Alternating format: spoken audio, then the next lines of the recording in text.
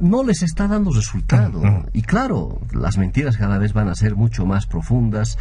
Este hecho de que, según el gobierno, se llegó al extremo de decir, en este lenguaje figurado, de una poesía, yo diría, bastante pobre en contenido, cuando el vicepresidente, en un acto público, tratando de explicar qué está en juego el 21 de febrero, hablaba del extremo de que el sol se perderá, la luna se ocultará y vendrá la oscuridad. Pero ¿por qué esas relaciones?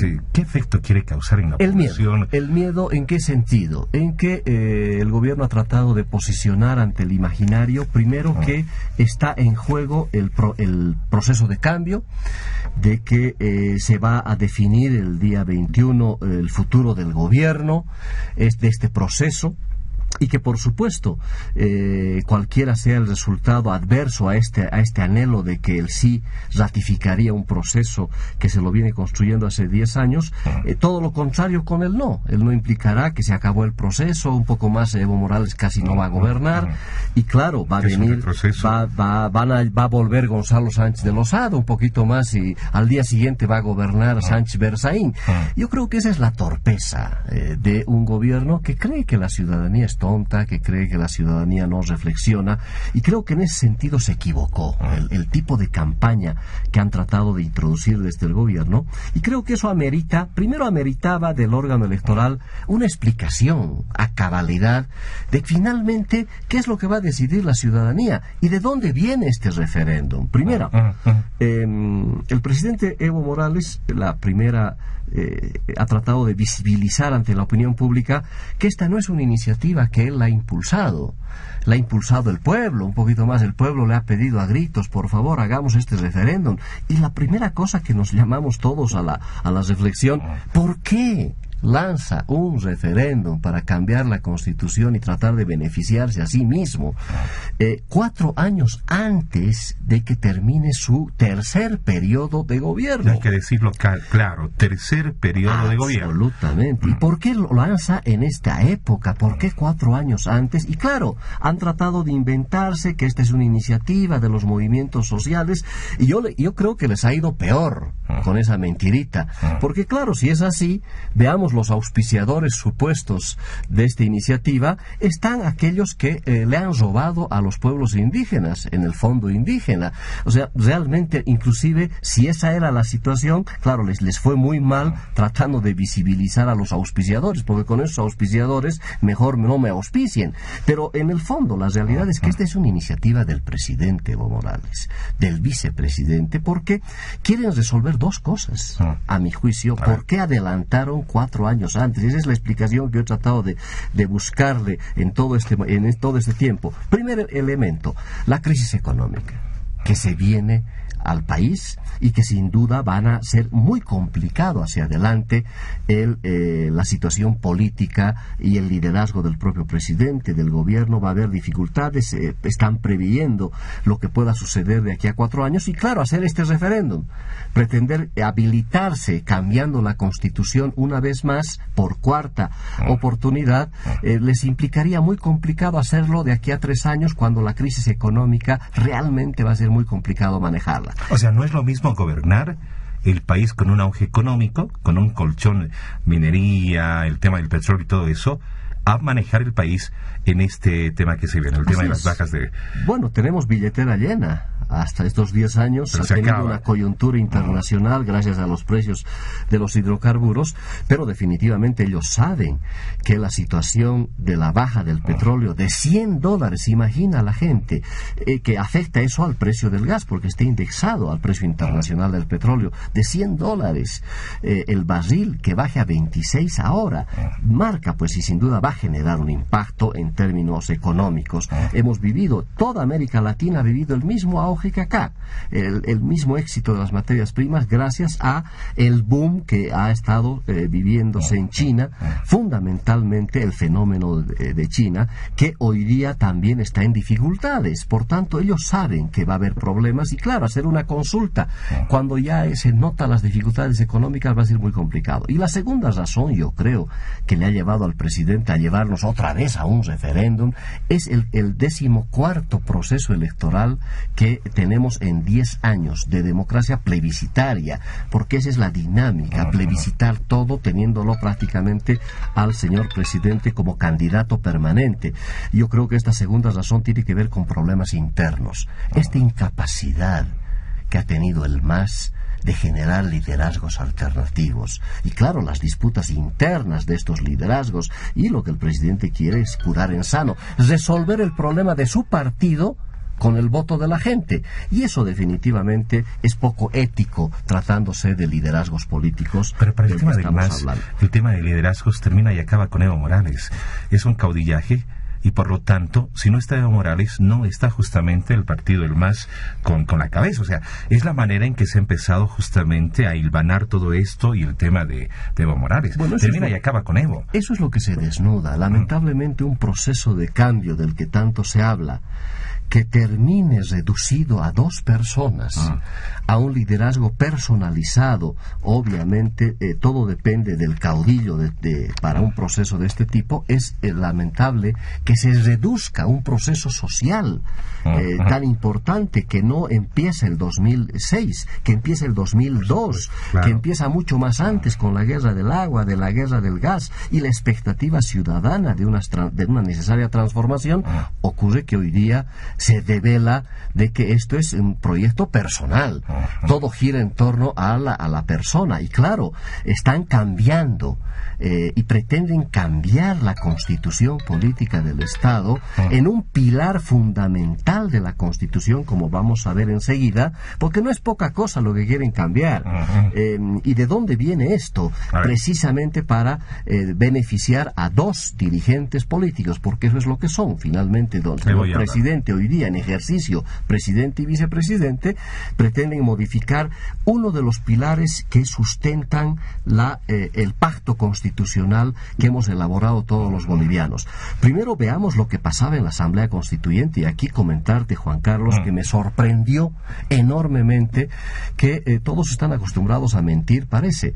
Entre ellos, obviamente, el señor Hugo Molvis, que en algún momento decía que el MAS en la Asamblea Constituyente, en su proyecto de constitución, que como la ciudadanía lo sabe, se aprobó en Oruro, luego de las dificultades que se han tenido por una derecha reaccionaria que impidió, que saboteó con las deliberaciones, y el sectarismo del MAS en esa época, que fue incapaz de generar acuerdos para llevar adelante la Asamblea Constituyente. Recordemos que de Sucre se tuvo que trasladar a Oruro, y en diciembre del 2007 se aprueba el proyecto del MAS con la votación solo de los constituyentes elegidos por el MAS. Era un proyecto como quería el MAS. O sea, no es un proyecto consensuado. No, para nada. Por eso después se tuvo que hacer lo que se tuvo que hacer para modificar ese proyecto, para que la gente lo pueda aprobar. Y Hugo Molvis decía que el MAS en esa oportunidad aprobó la reelección indefinida. Primera mentira. Pero a mí me sorprende que hace pocos días atrás, en la ciudad de Santa Cruz, la expresidenta de la Asamblea Constituyente, la señora Silvia Lazarte, también le falta la verdad al país, porque declara de que en el proyecto que ellos habrían trabajado en Oruro, aprobado, estaba esto que hoy día se está solicitando, la reelección de los presidentes por 2 veces de manera continua, como ahora se lo está proponiendo. Nada más falso. Pero si fuera así, entonces, ¿para qué vamos a la consulta? Exactamente. Entonces, lo que se aprobó en Oruro es exactamente el mismo artículo que hoy día está en vigencia. Y por eso me pregunto, ¿por qué el MAS ni siquiera en su propio proyecto se atrevió a introducir una modificación a ese artículo que era fundamental? Y el propio MAS sabía ya el 2007 de que no podía prosperar un tema que para los bolivianos es fundamental, es la base de la democracia.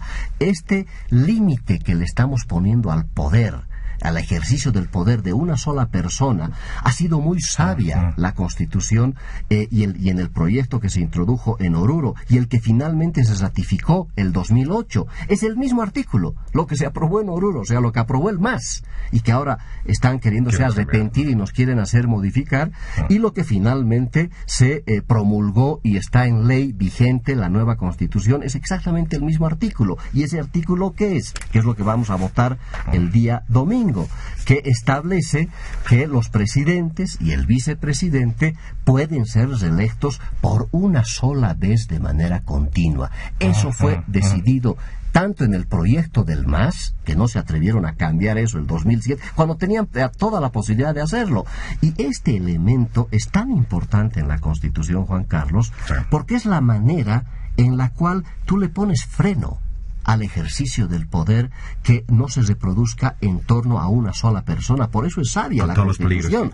Y ahí está, tiene la posibilidad de elegirse una vez. Y luego, si así lo decide, ese presidente pues puede ir a una segunda reelección de manera continua y se acabó. Con la pausa respectiva. Pero por supuesto, y después si quiere seguir gobernando tiene que esperar un periodo y después podrá presentarse, etcétera. Esto implica uno de los pilares fundamentales de nuestra Constitución, que obliga a la renovación de liderazgos, que obliga a la alternancia, pero sobre todo se rescata el espíritu de nuestras tradiciones culturales, especialmente la aymara, la quechua, la guaraní también, que establece el turno y la rotación en los cargos. Esta es una costumbre. Todos entendemos la democracia por eso. Para eso estamos en democracia. Si no, pues mejor, ¿para qué vamos a ir a elecciones? ¿Por qué no contratamos nomás a un presidente que se quede, y si lo hace tan bien, que se quede nomás 10, 20 años? No, la democracia la hemos peleado, ha costado sangre. Los que hemos estado en las calles los últimos 10 años, antes del 82,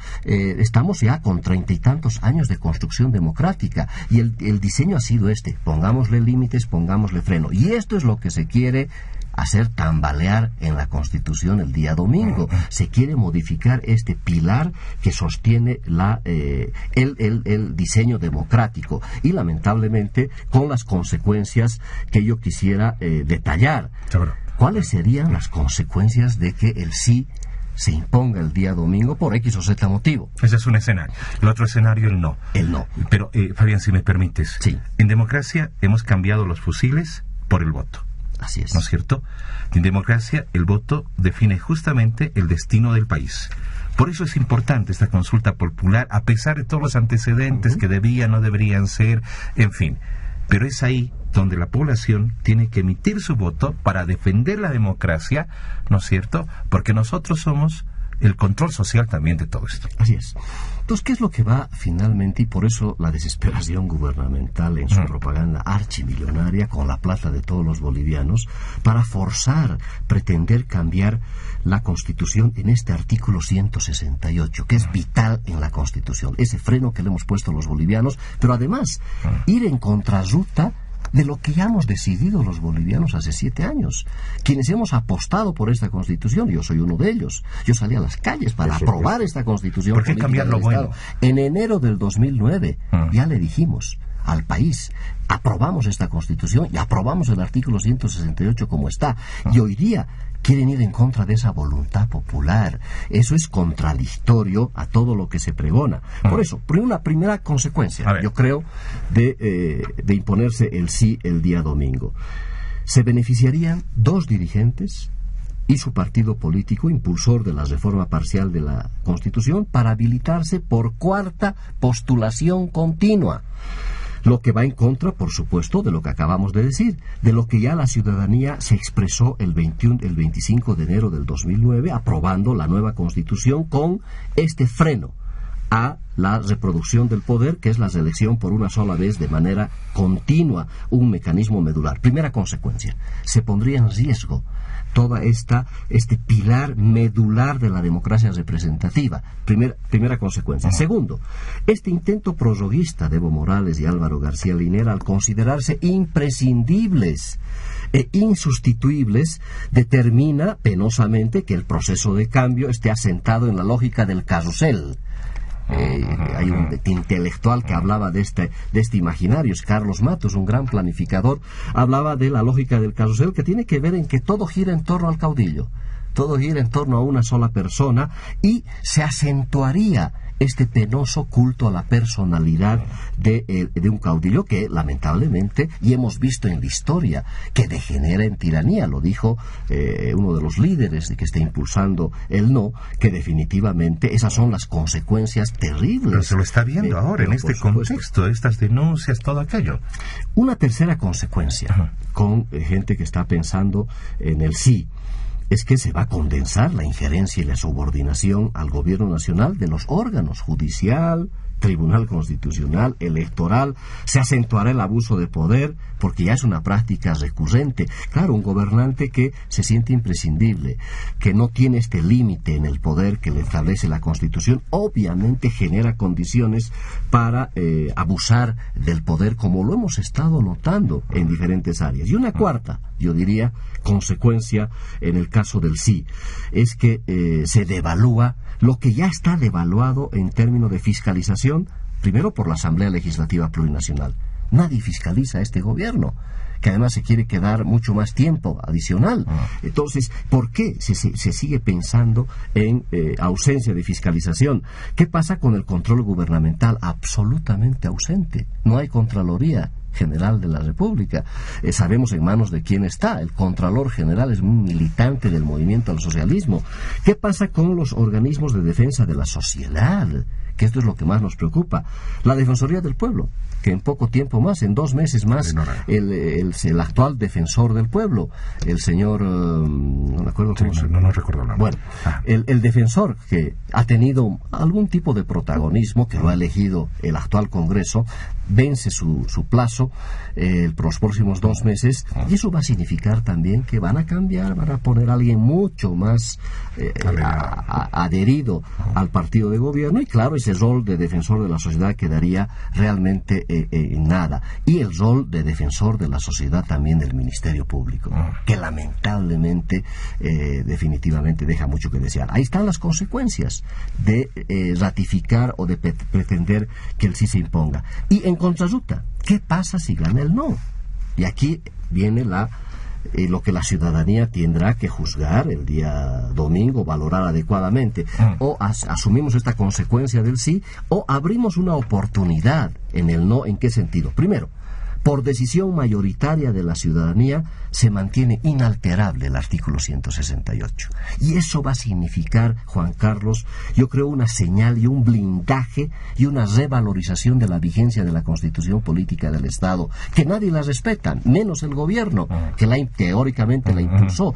Lo que se podría potenciar con el triunfo del no el domingo es decirle, no, aquí queremos que se respete la norma, que se cumplan los acuerdos, que definitivamente esté en vigencia la Constitución, así como la hemos aprobado el año 2009. Yo creo que es una de las primeras oportunidades, ratificando la limitación constitucional del mandato del presidente y vicepresidente, que podrán ser reelectos por una sola vez de manera continua. Yo creo que es una gran oportunidad de blindar aquello. Nunca más se va a volver a preguntar. Y a partir de ese momento, en ese escenario, Fabián, los años que le quedaría de mandato presidencial a Evo tendrían que ser años justamente ya de mucho cuidado, de mucho control, y además muchos hechos que tienen que ser esclarecidos en ese tiempo, ¿no? Pero mira, el efecto del no, de un triunfo del no el día domingo, implicaría que vamos a recuperar un presidente que no lo hemos tenido los últimos 10 años. Va a dejar de ser candidato. Después de 10 años vamos a tener un presidente que va a tener que gobernar los próximos 4 años que le quedan de gestión. Qué lindo que el país gane más bien a un presidente, que ojalá estos próximos años, 4 años que le quedan de gobierno, se dedique a gobernar, que piense en las próximas generaciones y no en las próximas elecciones, que serían las consecuencias de que gane el sí. Otra vez vamos a tener un candidato, un presidente candidato 4 años antes. Por tanto, otra de las oportunidades que tendríamos con un triunfo del no, que definitivamente va a implicar que el presidente va a tener nomás que dedicarse a para lo cual se lo ha elegido, para gobernar, y los 4 años que le quedan de gestión, esperemos que realmente lo haga pensando en esa su agenda 2025 como la que ha prometido, y no como una oferta electorera, no como una acción demagógica electorera, sino más bien también como una acción programática efectiva. Estos 4 años deberían ser una oportunidad de presentar un plan anticrisis de lo que se viene. Por tanto, que se deje de preocupar, ya no va a ser candidato, gran ganancia, vamos a ganar un presidente que después de 10 años que ha estado permanentemente como candidato. Una tercera gran oportunidad que se abría el domingo de un importante triunfo del no, renovar el sistema político boliviano, empezando por el MAS. La renovación a la que va a estar obligado el propio partido de gobierno. Qué bien le va a sentar al MAS de que se empiecen a preocupar ya 4 años antes. Eso es responsabilidad. Que 4 años antes empiecen a preocuparse, pues, de presentar otro candidato el año 2019. Y lo propio tendrá que hacer la oposición. Porque cuidado, que hay algunos aparecidos de los partidos tradicionales que quieran montarse en el contundente voto ciudadano desde el no el día domingo. Es también para que la oposición empiece a reflexionar que también tiene que haber renovación en los próximos candidatos a la presidencia, y habrá 4 años para pensar en aquello. Yo diría, una última gran oportunidad de un posible, como dicen las encuestas, un posible triunfo importante del no.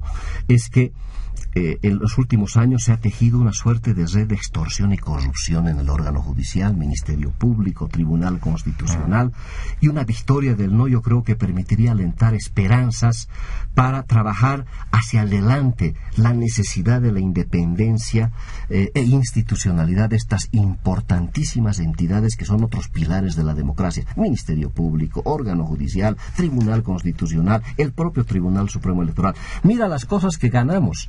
El pueblo lo que ganaríamos el domingo, y creo que eso poco a poco lo está entendiendo la ciudadanía. Es decir, el día domingo vamos a impedir de ganar el no, que la Constitución se modifique para beneficiar a 2 personas, y que definitivamente, más todo lo contrario, se respete la Constitución. Es una defensa de la Constitución y del pilar básico fundamental que es la democracia representativa. Perfecto. Escenarios del sí, escenarios del no, lo que ganamos, lo que perdemos, el análisis de Fabián Jacek. ¿Cuáles son las recomendaciones a la población entonces para este domingo?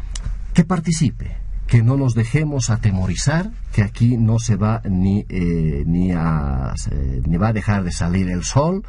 El 23 de febrero estaremos todos disfrutando de esta gran lucidez ciudadana.